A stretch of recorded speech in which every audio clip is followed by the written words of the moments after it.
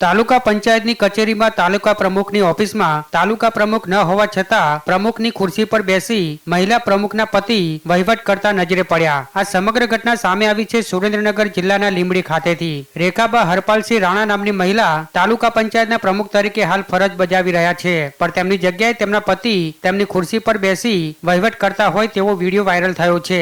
પત્ની પ્રમુખ તરીકે ચૂંટાઈ છે, પણ પત્નીની જગ્યાએ પતિ પ્રમુખની ખુરશીમાં બેસી વહીવટ કરતા વિડીયોમાં નજરે પડ્યા છે। ત્યારે લીંબડી તાલુકા પંચાયતના મહિલા પ્રમુખની જગ્યાએ તેમના પતિ શાસન કરતા હોવાના આક્ષેપ લાગ્યા છે। સાથે જ પ્રમુખના પતિ અગાઉ પણ ખનીજ અધિકારીઓ સાથે બબાલમાં અને પંચાયતમાં પણ અનેક પ્રશ્ને વિવાદમાં રહ્યા હોવાની વાત સામે આવી છે। ત્યારે આ સમગ્ર મામલે કોંગ્રેસના પૂર્વ ધારાસભ્ય નવસાદ સોલંકીની પણ પ્રતિક્રિયા સામે આવી છે। આખા ગુજરાતની અંદર તમે કોઈ પણ તાલુકામાં જાઓ, કોઈ પણ શહેરમાં જાઓ, કોઈ પણ ગામડે જાઓ, જ્યાં જ્યાં મહિલાઓ ચૂંટાઈને આવી છે, પછી એ સરપંચમાં હોય, તાલુકા પંચાયતની સદસ્ય હોય, જિલ્લા પંચાયતની સદસ્ય હોય કે જિલ્લા પંચાયતની પ્રમુખ હોય કે નગરપાલિકાની પ્રમુખ હોય, 80-90% કિસ્સાઓની અંદર એમના પતિદેવો જ એ સીટ ઉપર બેસી અને બધો જ વહીવટ કરે છે।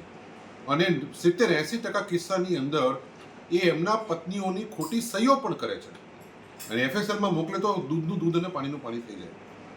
સવાલ એ છે કે ભારતીય જનતા પાર્ટીની સરકાર 30 વર્ષથી ગુજરાતમાં છે અને મહિલા સશક્તિકરણની ખૂબ મોટી મોટી વાતો કરે છે અને એ મોટી મોટી વાતોની અંદર આજે મહિલાઓ ક્યાં છે, મહિલાઓનું દુઃખ દર્દ શું છે, એ ભારતીય જનતા પાર્ટી સમજી શકવાની નથી અને સમજતી પણ નથી।